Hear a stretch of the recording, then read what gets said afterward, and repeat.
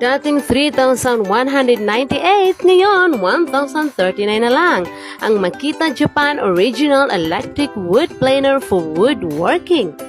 Very useful ito, lalo na sa mga daddy natin dyan. May hard case ito at may kasama na rin tools at adjustable ang kanyang blade. Pwede mo panipisin o pakapalan, depende sa gusto mo. Pwede rin po mga mamshi, gawin nating pangregalo sa ating mga daddy.